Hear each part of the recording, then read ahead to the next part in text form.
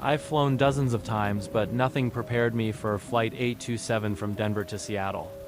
I booked the last ticket available, which ended up being in the very back of the plane. Row 14, right by the restrooms. I remember being annoyed until I saw the woman sitting in the aisle seat next to mine. She looked wrong. Not scary at first glance, just wrong in the same way an uncanny wax figure looks wrong. Pale skin stretched too tightly over sharp cheekbones. Hair too dark, like it absorbed light instead of reflecting it. Clothes outdated, something you'd see in a photo from the 80s, and she didn't move. At all. Not when I slid into the window seat. Not when people pushed bags into the overhead bins. Not when a crying child ran down the aisle. Her eyes were fixed straight, ahead, unblinking. Her hands were folded neatly in her lap, fingers interlocked, knuckles white. I tried to ignore it. Planes are full of weird people. I put on my headphones and closed my eyes, waiting for takeoff. That's when she spoke. Her voice was barely above a whisper, but it cut right through the music. Don't look outside during the flight. I opened my eyes slowly. She was still staring straight forward, not turning toward me. Excuse me? I asked. She didn't repeat it. She didn't look at me. She didn't even blink. The plane began to taxi. I swallowed hard and decided she was just some eccentric woman warning me about turbulence or something. But her tone... There was no fear, no kindness, no irritation. It was flat. Like she wasn't giving advice, she was giving a rule. 30 minutes into the flight, the cabin lights dimmed. The flight attendants began moving down the aisle with the drink cart. People settled in with movies and snacks, but the woman in 14C never moved a muscle. When the flight attendant reached us, she didn't even respond when asked if she wanted anything. The attendant eventually gave up and moved on. I finally forced myself to look at her more closely. Her eyes were glassy, dead-looking. Her chest rose and fell, but too slowly as if each breath was an afterthought. Then the plane hit turbulence. The window beside me rattled. People murmured nervously. And for the first time, the woman in 14C moved. Her head snapped toward me so fast my entire body jolted. Her eyes locked onto mine. There was no expression. No emotion, just that same flat warning tone. Do not look outside. My heart crashed against my ribs. Okay, I won't. She stared for a moment longer, then turned her head forward again in a single stiff motion. I couldn't breathe. I couldn't think. I couldn't even look at the window anymore. But as the turbulence worsened, something scratched against the outside of the plane. Soft at first, like fingertips dragging along the metal, then louder, like nails, like claws. The scratching traveled right to my window. And stopped. People around me looked confused, glancing toward the wings, but no one screamed. No one panicked. They hadn't heard it the way I did, right beside my ear. I clenched my jaw, fighting the urge to turn my head. Fighting the urge to look outside.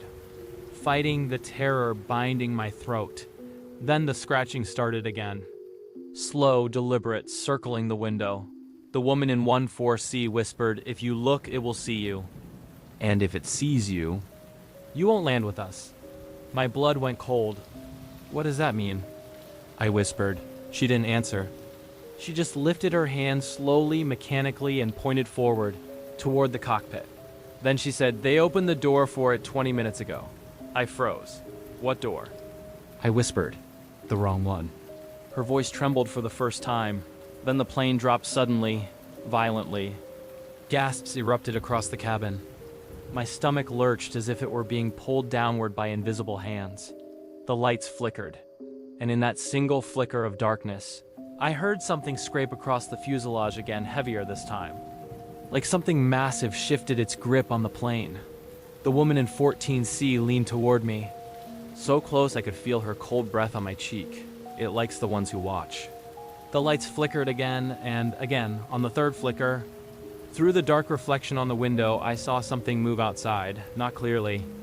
Just the shape of something crawling along the plane's exterior. Something with too many limbs. Something facing the wrong way. And then the window cracked. A thin spiderweb fracture right at eye level. I couldn't hold back anymore. I turned toward the window, and something turned toward me from the darkness outside. When my eyes met whatever was outside the plane, everything inside me went hollow. The shape clinging to the window wasn't a person. Wasn't anything that should exist at 30,000 feet. Its limbs were long and jointed in the wrong places, like broken fingers trying to bend backward. Its skin looked stretched thin over a frame too spindly to be alive. And its face. Gar wasn't a face. Just a smooth, pale surface, where a face should have been. No eyes, no mouth. No nose, nothing but a blank oval pressed against the window like soft clay, yet somehow, impossibly, I still felt it looking at me. I gasped and lurched backward. My body slamming into the woman in 14C, the cabin lights flickered again, and when they came back on, the thing was gone, but the crack in my window spread another half-inch. A soft groan shuddered through the plane. The kind of sound metal makes when something is pulling on it. People were waking up now, murmuring nervously. Looking around, the woman in 14C turned toward me in her mechanical, jerking way. You looked. I didn't mean to, my voice shook. What is that thing? She blinked, once, slowly. It's looking for a way inside. My hands trembled. Why? Why this plane? That depends, she whispered. How many saw it? Before I could answer, something slammed against the plane's belly. Hard. The lights cut out. The cabin dropped into a red emergency glow. People screamed. Oxygen masks rattled. An infant wailed somewhere behind us, then a deep, dragging sound moved overhead like something crawling across the fuselage on all fours. Flight attendant stumbled toward the back, grabbing seatbacks for balance. Everyone remained seated. We're experiencing mechanical. She froze mid-sentence, eyes widening as she stared at something behind me, very slowly. She raised a shaking hand and pointed at my window. I turned. There it was again. The faceless thing clung to the frame, but this time its head tilted. Almost inquisitively, its blank face inches from mine, as if it was learning me, studying me, memorizing me. The woman in 14C didn't move. She didn't raise her voice. She just whispered, "It saw you. It knows you now." The thing slid downward, disappearing beneath the window. A moment later, a thudding sound echoed from under the floor, closer to the front of the plane. People began shouting. A man nearby unbuckled and tried running toward the aisle, but turbulence hurled him against the wall. The woman in 14C finally stood. Her movement was stiff, puppet-like. "You need to get up," she said. I stared at her. "You can move now?" "I move when I must." "What does that mean?" She didn't answer. Instead, she reached into the seatback pocket and pulled out a safety card, white, laminated, harmless. But when she turned it toward me, I realized it wasn't a safety card at all, that it was a missing persons flyer. Her face was on it. Same clothes. Same hair. Same empty stare. Missing Claire H. Redding, last seen. Flight 221, October 1996. "This isn't real," I whispered. "You're dead," she finished. "Yes, but not gone." The plane lurched violently, cutting off any response I might have had. Baggage crashed from open compartments. Someone screamed that they saw something crawling on the wing. The woman, Claire, grabbed my wrist. "There is only one exit for you now." "The emergency door?" I asked. "No." Her grip tightened unnaturally. "The one you opened." "I didn't open anything." But she just stared at me. "You looked." Before I could argue, the plane jolted again, harder this time, like something yanked it downward. The overhead lights burst with a pop, raining sparks. A voice crackled through the intercom, distorted and panicked. "Everyone brace." "Something is on the..." Static swallowed the rest. Claire leaned closer, whispering harshly. It's wearing the captain's voice now. A cold pressure suddenly wrapped around my ankle. I screamed. Looking down, I saw long, pale fingers curling up from beneath the seat. The faceless thing was squeezing into the cabin through an opening that shouldn't exist. Its torso contorted unnaturally as it pulled itself forward, head swiveling blindly. Searching for the one person who had seen it directly. Me. Claire released my wrist. "You have to stand," she said, "or you will be taken." My legs shook violently, but I forced myself up, gripping the seats for balance. The thing under the seat reached again, fingers brushing my shoe. Then, oxygen masks. Someone shouted. "Something is in the aisle," screamed another. Chaos erupted. The creature rose to its full height, too tall, too thin, its limbs brushing both sides of the aisle as it unfolded itself upright. Even without eyes, its blank head turned toward me with awful precision. Claire stepped between us. "You can't have this one," she whispered to it. The faceless thing cocked its head, slowly. Then its limbs bent. Preparing to leap. "Run!" Claire screamed. I bolted down the aisle, pushing past passengers, ignoring their cries. The plane pitched sideways, throwing me against the cabin wall. Alarms wailed. The door to the galley burst open and food carts crashed across the floor. Somewhere behind me, the creature shrieked. Not with a mouth, but with the sound of metal tearing apart. I stumbled toward the front of the plane as the floor shook beneath me. The intercom crackled. Again, "Passenger in the back, don't open the cockpit." But the voice wasn't the captain's anymore. It wasn't human at all. I reached the cockpit door just as something massive slammed into it from inside, denting the metal outward. The pilot wasn't flying the plane anymore. I backed away, and someone grabbed my shoulder. I turned, screaming, but it was Claire. "You must open it," she said. "If you don't, it will." "I can't." I cried. "It's in there." "It's in here too." Behind her, the faceless creature crawled rapidly along the ceiling toward us, limbs bending like a spider preparing to drop. Claire shoved me forward. "Open it now." My shaking fingers reached for the handle. The plane bucked, the creature lunged, the door flew open, and everything went white. I grew up on a quiet street in rural Pennsylvania, the kind of place where nothing ever really happens and every neighbor knows your name. So when I say that the house at the end of Brookfield Lane terrified me long before anything supernatural happened, I mean it. Everyone called it the Marshang House, named after the family that lived there decades ago, before they all vanished in a single night. No bodies, no signs of struggle. Just gone. Their furniture left behind, dinner plates still on the table, TV still on. The house stood untouched for years, rotting slowly from the inside out, as if no one dared disturb it. I didn't either. Not until last summer. It started when I began hearing my name at night. Soft at first. Just a whisper. "Jacob." I'd wake up, heart pounding, but my room would be empty. My mom said it was sleep paralysis.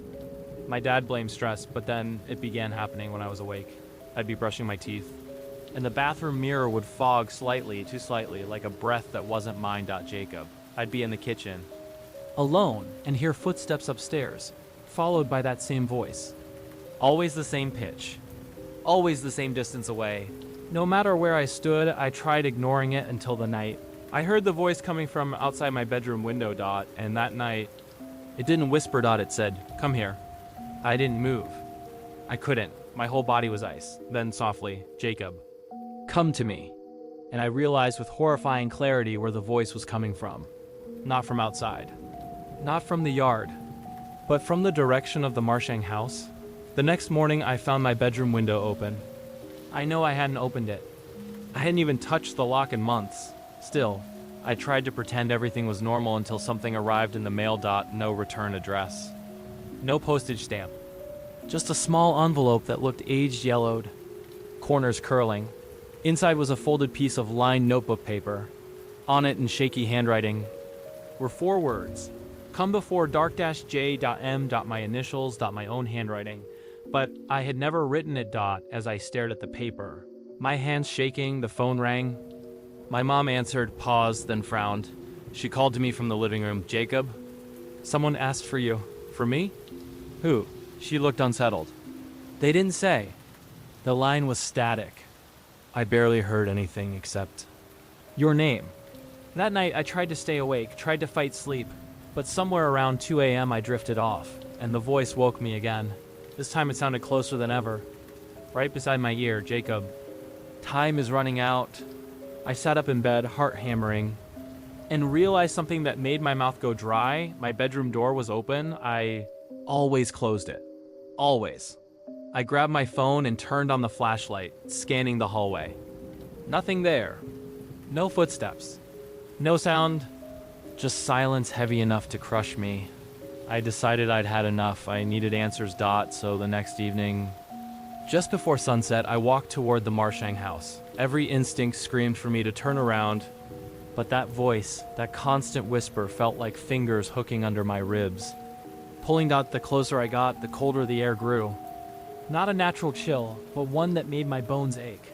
Like I'd stepped into a freezer, the porch boards creaked as I stepped onto them. The front door hung slightly open, as though it had been waiting for me. Dot inside. The house smelled like mold and old wood. Dust floated in the air like ash. Wallpaper peeled from the walls in long strips, the exposed plaster beneath it looking almost diseased. I walked deeper, into the dim hallway. That's when the voice came again. Jacob. Not. Whispering. Speaking. Clear. Dot, it came from upstairs. Dot, my legs moved without my permission, climbing the staircase even as my mind screamed to stop. Each step felt heavier, like the air thickened around me. Dot, at the top of the stairs was a long hallway with 3 doorways. The one at the far end was open, flooded with a soft, unnatural light. The voice came from inside it. Come here. I walked toward the room, drawn like a moth to a flame. My hands trembled. My throat felt raw. The closer I got, the more the house seemed to shift around me. Floorboards creaked where I hadn't stepped. Shadows stretched along the walls like hands reaching for me. When I finally stood in the doorway, I froze. The room was fully furnished, unlike the rest of the rotted house. A bed neatly made, curtains clean and gently swaying. A lamp glowing warmly. Dot, and at the desk sat someone. Their back to me. Shoulders stiff, head slightly tilted. I whispered, "Who are you?" The figure didn't move. I took a small step inside. Why did you call me? Still nothing. Then the figure spoke with my exact voice, perfectly identical. Because you belong here, Jacob. And it slowly began to turn toward me. The figure turned toward me inch by inch like its joints were rusty. My stomach twisted as its face came into view. Dot, it was me. Not just similar, identical. Dot, same eyes. Same hair. Same scar on my eyebrow from when I fell off my bike at 8 years old. Even the way it blinked was mine, but the smile, that wasn't mine. Dot, it stretched too wide, like the skin of the cheeks wasn't meant to hold it. The teeth beneath were small, uniform, and too many, more than a human mouth should have. Dot, my breath caught in my throat. What are you? I whispered. Dot, it didn't answer. Instead, it stood from the chair in a slow, jerking movement, like a puppet being lifted by invisible strings. Its eyes locked onto mine, perfect replicas of my own, except for one detail. The pupils weren't round. They pulsed. Dot, like something alive inside them was breathing. Why do you look like me? My voice trembled. Dot, it stepped closer. Because you invited me. I didn't invite. You came here, it said, its voice echoing slightly, layered as though speaking over itself. You followed the call. That is the invitation. My heartbeat pounded in my ears. I backed up toward the hall, but the air thickened like syrup, slowing me down. Dot, the thing tilted its head. You left the window open. You wrote the note. You answered the phone. All pieces of the same truth. That wasn't me. It smiled wider. Not yet. I stumbled backward into the hall. My phone buzzed in my pocket, breaking my paralysis for a split second. I pulled it out, but the screen was black. Not dead, black, like ink swirling behind the glass. Shapes drifted inside it like fish. I dropped it with a gasp. The floorboards under my feet groaned, but not like wood. More like something underneath them shifted, as though turning over. The house exhaled with a long, low sigh. Jacob, the thing said softly. Come back. I didn't realize I had turned and run until I was already halfway down the hallway. The floor felt soft, too soft, like I was stepping on damp fabric instead of wood. Behind me, the footsteps of the thing followed, slow but steady. I hit the stairs. As I descended, the walls around me rippled. The wallpaper's peeling edges curled like fingers. The hallway seemed to stretch twice its length, then 3 times, like a nightmare that refused to let me reach the front door. Don't go, the voice said, but this time it sounded directly behind me. I leaped off the last few steps and sprinted toward the door. The house groaned and shuddered, but I didn't stop. I crashed through the front door and into the night air. Collapsing on the overgrown lawn, The moment my feet hit the ground outside, the air snapped back to normal. The oppressive heaviness vanished. The smell of mold dissipated. I staggered to my feet and ran all the way home, not looking back once. That night, I barely slept. Every sound made me jolt upright. I kept imagining that thing, that copy of me, standing just outside my window, but the worst came at dawn. My mom knocked on my bedroom door. "Jacob? Honey, you have a letter." My stomach dropped. What kind of letter? She handed me a small envelope, yellowed, curled at the corners, exactly like the one from before. My hands shook as I opened it. Inside was a note written in the same handwriting, my handwriting, but this time it said, "You left something behind, come finish what USDRT." Below the message was a drawing, a crude, childlike sketch of the Marshang house. In the upstairs window, drawn in black ink, was a figure, a human silhouette, tall, thin, and unmistakably me. My phone buzzed suddenly. The screen lit up with an unknown number. I answered with a shaking hand. Static crackled. Then my own voice, distorted and far too close, spoke. "Come back, Jacob. The house still needs you." I hung up and threw the phone across the room. My reflection in the closet mirror caught my eye, and for a second, just a split second, the reflection didn't move. When I did, I froze. "Mom?" I choked out, stepping back. When I blinked, the reflection was normal again, or maybe I only hoped it was. Later that afternoon, I walked past the Marshang house on my way to school. I didn't intend to look. I tried not to, but something pulled my gaze toward the upstairs window. There, behind the curtain, was a silhouette. My silhouette, standing perfectly still, watching me. I turned and walked faster, almost breaking into a run. From that day on, I never went near Brookfield Lane again. My parents eventually moved us out of town, and I tried to pretend everything was behind me, but sometimes at night, I still hear it. Off, close, almost inside my own breath. "Jacob, come home." And sometimes when I check the mirror, I swear my reflection smiles a split second before I do.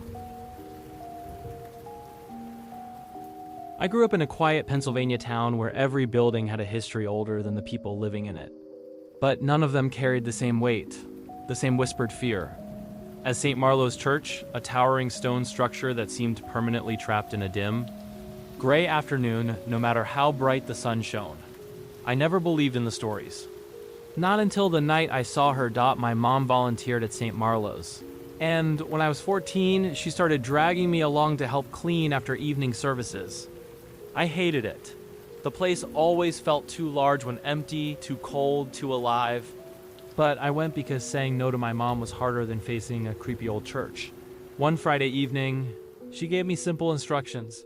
"Emma, go sweep the choir loft. Don't take too long. I want to leave before the storm hits." The storm clouds were already heavy, glowing with distant lightning. The inside of the church trembled with every thunderclap.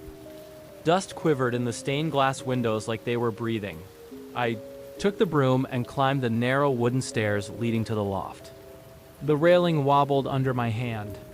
The whole church smelled like old hymnals and mildewed velvet robes. The choir loft stretched above, the pews like a balcony carved for ghosts to watch Sunday worship. The lights above flickered, humming with a sound that reminded me of insects buzzing under a jar lid. I swept quickly, wanting to get back to the well-lit main hall.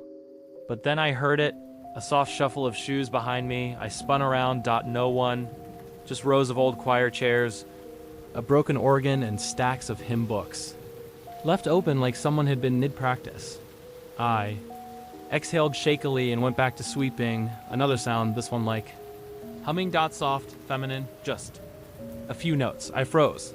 The sound came from behind one of the tall wooden partitions that framed the organ. The partitions cast long, warped shadows against the wall, turning the loft into a maze of half-darkness. "Mom?" I called. The humming stopped. I stepped closer. My heart thudded so loudly I wondered if the whole church could hear it. I moved around the side of the partition and peered into the narrow space behind it. A girl stood there, barefoot, wearing a pale blue dress that looked decades out of place. Her dark hair was soaked, dripping onto the wooden floor. She was facing the wall, her back completely still. I stepped back instinctively, bumping the broom handle against my leg.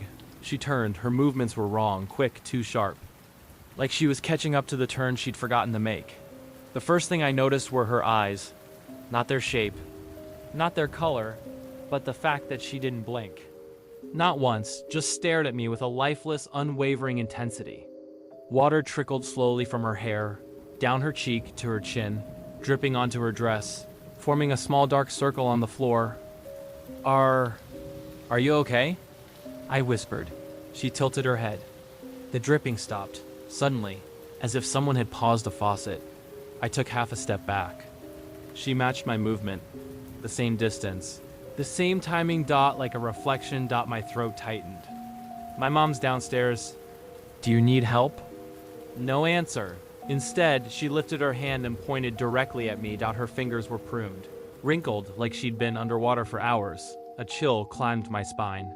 I have to go, I stammered. That was the moment she smiled, but it wasn't happy. It was the kind of smile someone might make if they were copying one they had seen but didn't understand what it meant. Her lips trembled like they weren't used to moving that way. Lightning flashed through the stained glass windows, filling the loft with red and blue light. For a moment, her eyes reflected nothing, just black pits that swallowed the light whole. I bolted for the stairs. As I reached the steps, I heard her feet slap against the wood behind me. Not running, not walking, but something in between. An unnatural rhythm, like limbs hitting the ground too lightly, too quickly. I didn't look back. I didn't dare. I reached the bottom and nearly collided with my mom, who grabbed my shoulders. Emma! What happened? You look like you saw a ghost. I tried to speak, but my voice came out in gasps. There's a girl upstairs, in the loft. She frowned. What girl? It's just us here. No, Mom, thunder shook the building. The lights dimmed. My mom squeezed my hand. Stay here. No, don't. But she was already halfway up the stairs. I waited at the bottom, shaking, listening as my mom climbed higher. Each creaking step echoed like a countdown. Then she stopped. Emma, she said slowly from the top of the stairs, her voice trembling. There's no one here. I wanted to believe her. I wanted to run to her and pretend everything was fine. But then, behind her, through the wooden railing, I saw wet footprints appear on the loft floor. One by one. Trailing behind someone we couldn't see. And then I heard it again, the humming. My mom froze at the top of the stairs. I could tell by the way her shoulders lifted, not breathing, just listening. The humming drifted through the choir loft like a cold breeze carrying an old melody. Soft, rhythmic, almost childlike. But there was something terribly wrong beneath it, like the girl was humming through water. Emma, Mom whispered. Go wait by the exit. I didn't move. I couldn't. The sound rooted me in place, like the church itself didn't want me to leave. Then the humming stopped. My mother's voice trembled. Hello? Is someone here? Silence, the kind that feels alive. She took a few cautious steps deeper into the loft. Each footstep echoed unnaturally loudly. I watched the railing, waiting, praying not to see those wet footprints again. Lightning streaked across the stained glass windows. A long, snarling crack of thunder followed. And in that flash of light, I saw her. The girl, standing directly behind my mother. Just inches away. Her soaked dress clung to her thin frame. Her head hung forward, hair dripping like black seaweed. Her hands dangled motionless at her sides, but her fingers twitched, just once, like something inside her was warming up to move again. I choked on my own breath. Mom, don't move! My mother spun around, but the girl was gone. Not a sound. Not a footprint. As if she had evaporated into the air. Mom backed toward the stairs, her eyes wide now. We're leaving. Now. She reached for me, but something stopped her. A faint splash. We both slowly turned toward the source. At the corner of the loft floor. Water pooled from nowhere, spreading outward inch by inch. Dark, grimy, almost like the runoff from an abandoned well. The puddle thickened, deepened, forming a shape of foot. Then another. Bare, pale feet, emerging upward from the puddle as if rising through the surface of a lake. The girl's head broke through next, her hair floating around her like she was still underwater. Her eyes opened last too blank. Spheres of lifeless calm. She stepped forward. And the puddle vanished behind her. My mother whispered, "Dear God." The girl tilted her head at the words as if she remembered something painful. Her neck cracked. Her jaw twitched. She took a step toward us. Then another. Silent. Too smooth. We stumbled backward down the stairs. Mom shoved me behind her and hurried us toward the exit. Behind us, the girl followed her steps, soft but steady, like she wasn't walking but gliding. We reached the front door. Mom yanked it. Locked. Double quotes. What? No, it wasn't locked, Emma. Help me. We both pulled. The old iron mechanism refused to budge. The lights flickered overhead, dimming to a sickly yellow. Somewhere above, a door slammed, echoing through the church like a scream. Swallowed by stone. The girl reached the bottom of the stairs. Her wet footprints trailed across the floor one by one like small dark stains forming a path. Straight toward us. Then she stopped. Directly. Under the huge wooden cross. Mounted above the altar. Her eyes lifted to it. And for the first time, her face changed. A tremble. A twitch. Something between rage and fear. The cross creaked on the wall, shifting slightly, as if pushed by a force we couldn't see. Why is she? I started. Don't look at her, Mom hissed. But I couldn't obey. The girl's chest began to rise and fall with shallow, rapid breaths, as if she were suddenly alive again. Painfully alive, she whispered something. A single word. Cold. The voice didn't match her body. It sounded much older, hoarse, drowning, scraping through her throat like stones dragged under water. Then the church's back door, one we never used, slammed open with a violent crash. Wind howled through the hall, carrying the smell of lake water, rot, and mud.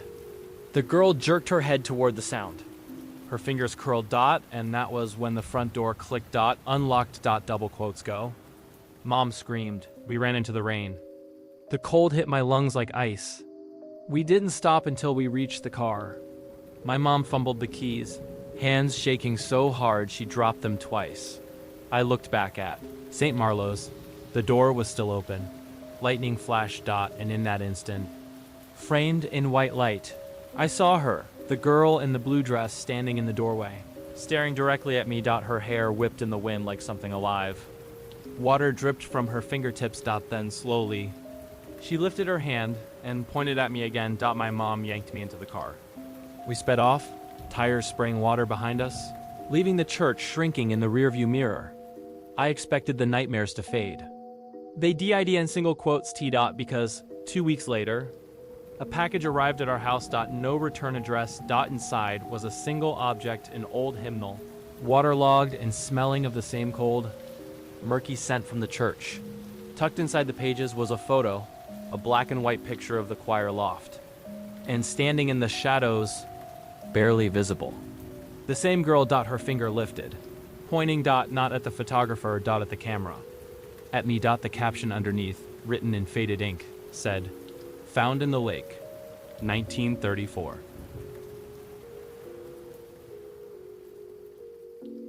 I was driving through northern Arizona late at night, trying to make it to Flagstaff before the snowstorm hit. The highway was unusually empty, just long stretches of desert, the moon glowing behind thin clouds, and my headlights cutting through the dark like two tired knives around 1:30 a.m. The snow began falling faster than my wipers could clear it.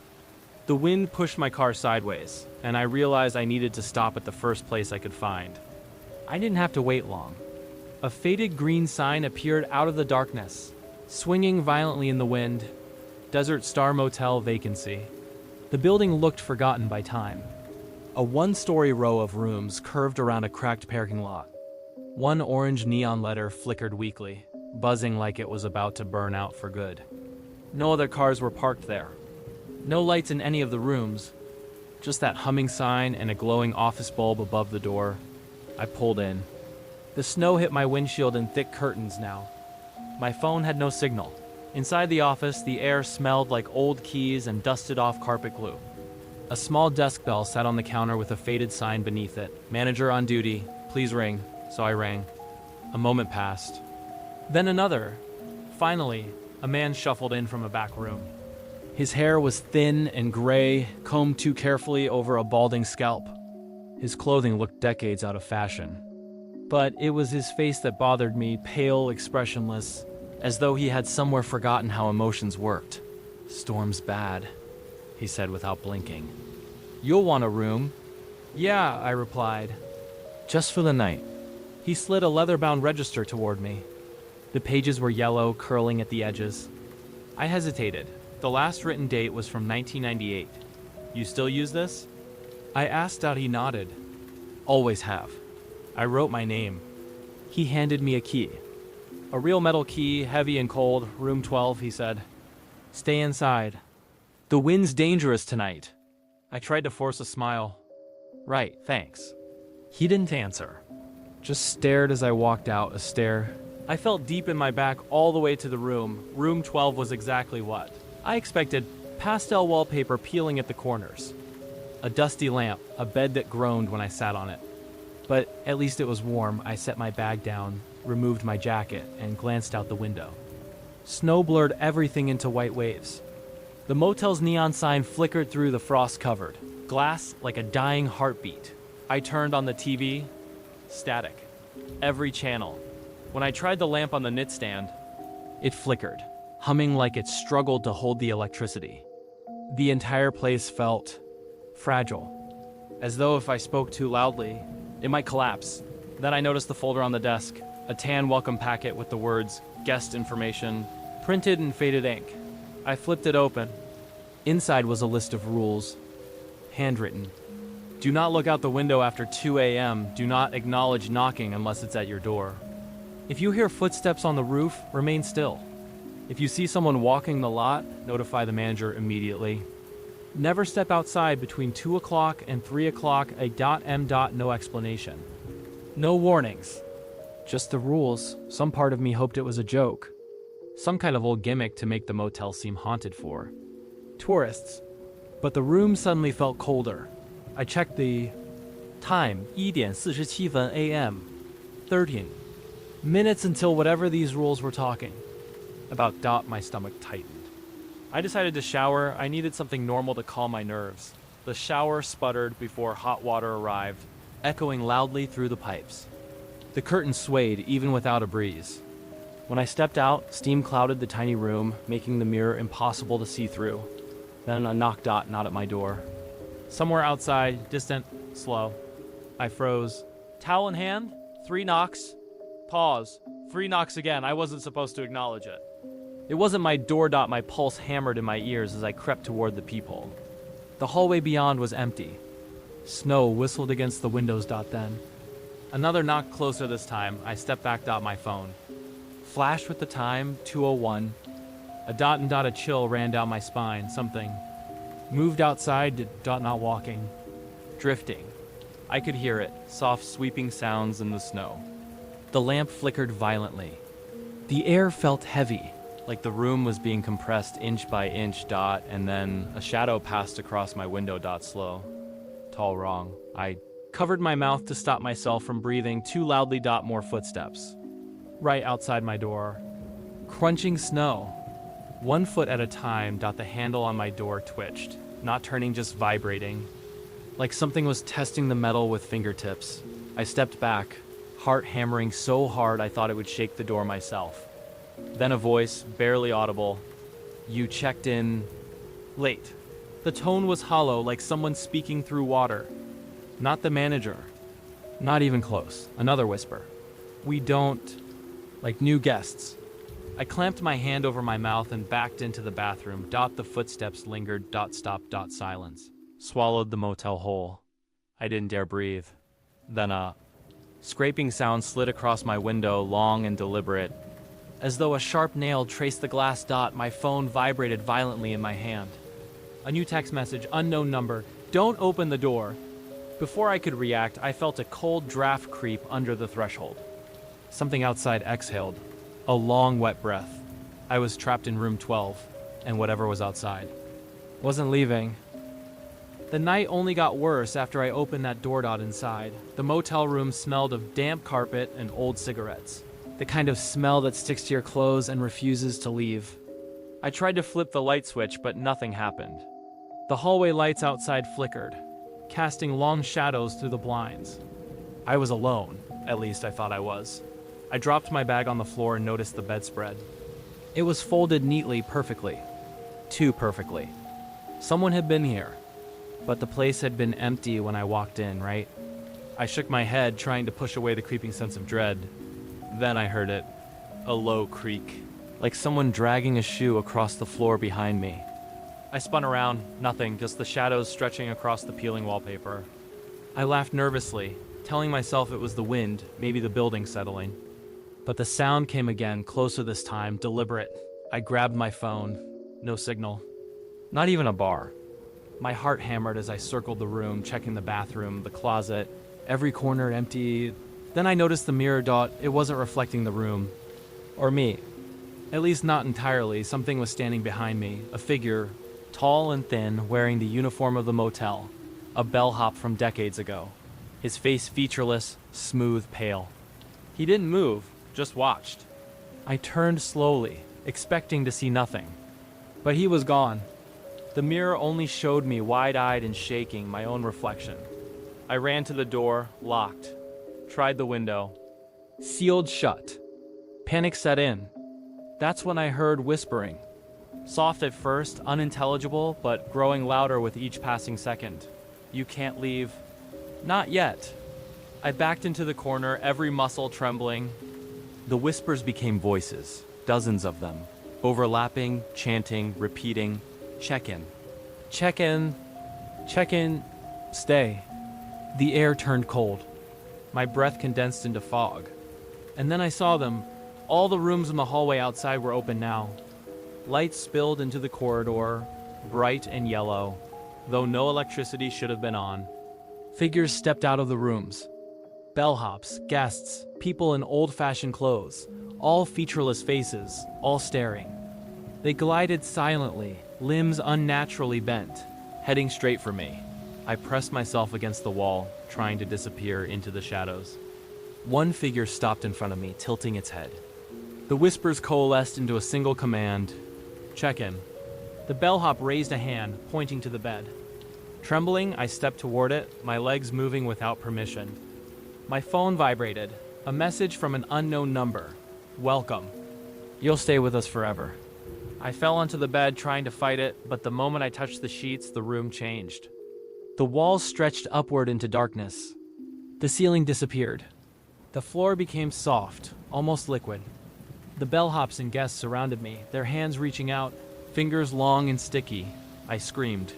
A shadow passed over my face. The figure in the mirror grinned, wide, unnatural, teeth too sharp. The whispers became laughter, hollow and echoing.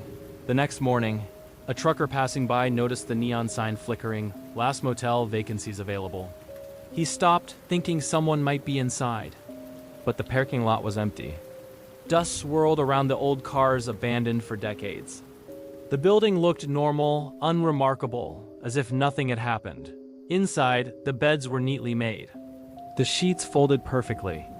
Not a single trace of the previous night remained until the front desk phone rang. No one answered. And somewhere, in the darkness of the manager's office, a name was written on the ledger that had not been there before. Jacob M. checked in, and the room lights flickered again. The room lights flickered again. Had not been there before. Jacob M. not been there before. Jacob M. checked in, and the room lights flickered again. And the room lights flickered again, silently calling someone new.